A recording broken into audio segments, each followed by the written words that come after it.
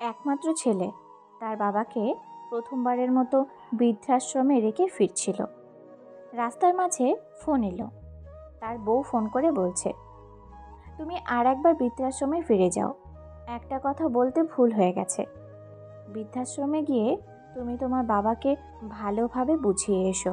পুজো পার্বণ, এমনকি তোমার জন্মদিনেও তোমার বাবা যেন কষ্ট করে ওই বৃদ্ধাশ্রমে থেকে যায়, আমাদের বাড়িতে যেন না আসে। বাধ্য হয়ে বউয়ের কথা মতো আবার ওই বৃদ্ধাশ্রমে ফিরে গেল। সেখানে গিয়ে সে একটা অদ্ভুত দৃশ্য দেখতে পেল। তার বৃদ্ধ বাবা ওই বৃদ্ধাশ্রমের বৃদ্ধ মালিকের সাথে খুব হেসে হেসে কথা বলছে। এটা দেখে ছেলের মনে সন্দেহ হলো। সে মনে মনে ভাবল, বাবা কি তাহলে আগে থেকে এই বৃদ্ধাশ্রমের মালিককে চিনতো? কে জানে, হয়তোবা। তারপর অপেক্ষা করতে লাগলো।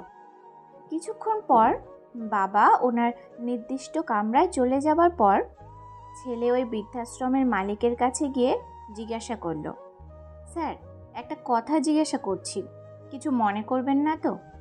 বলছি যে একটু আগে আপনি বাবার সাথে যেভাবে কথা বলছিলেন তাতে আমার কেন জানি মনে হচ্ছে আপনারা পূর্ব পরিচিত। সত্যিই কি তাই? অনাথ আশ্রমের মালিক বললেন, হ্যাঁ, ওনাকে আমি প্রায় 40 বছর আগে থেকে ভালো করেই চিনি এবং জানি। আমি জানি না কোন পরিস্থিতিতে উনি আজ এই বৃদ্ধাশ্রমে এসেছেন, তবে মনের দিক থেকে আপনার বাবা একজন বড় মনের মানুষ। ছেলে বলল, আমি তো সেটাই জানতে চাইছি, বাবাকে কিভাবে চিনলেন? বৃদ্ধ মালিক বললেন, 40 বছর আগে আমার আন্ডারে থাকা একটা অনাথ আশ্রম থেকে উনি একটি অনাথ শিশুকে দত্তক নিয়ে বাড়িতে গিয়েছিলেন এবং আমার অনুমান যদি ভুল না হয় তাহলে 40 বছর আগে দত্তক নেওয়া সেই অনাথ শিশুটি এখন আমার সামনে দাঁড়িয়ে আছে। এই কথা শোনার পর ছেলেটির আর বুঝতে বাকি রইল না 40 বছর আগের সেই অনাথ শিশুটিই যে উনি। ছেলেটি চোখ দিয়ে অঝোর ধারায় অশ্রু ঝরতে লাগলো। ছেলেটি হাউমাউ করে কাঁদতে লাগলো। আর দেরি না করে দৌড়ে তার বাবার কক্ষে গিয়ে ওনার পা ধরে কান্না করতে লাগলো। বৃদ্ধ বাবার পা ধরে বলতে লাগলো, আমাকে মাফ করে দাও, আমি অনেক বড় ভুল করে ফেলেছি।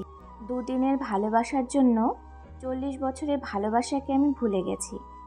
ছেলের এই করুণ দৃশ্য দেখে বাবাও কেঁদে ফেলে। তিনি ছেলেকে পা থেকে তুলে বুকে জড়িয়ে ধরে বলতে লাগলেন, ধুর বোকা ছেলে, এর জন্য কান্না করতে আছে? আমি তো তোকে মাফ করেই দিয়েছি। এবার ছেলেটি কান্না থামিয়ে বাবাকে সে বৃদ্ধাশ্রম থেকে নিয়ে বাড়ির দিকে ফিরে গেল।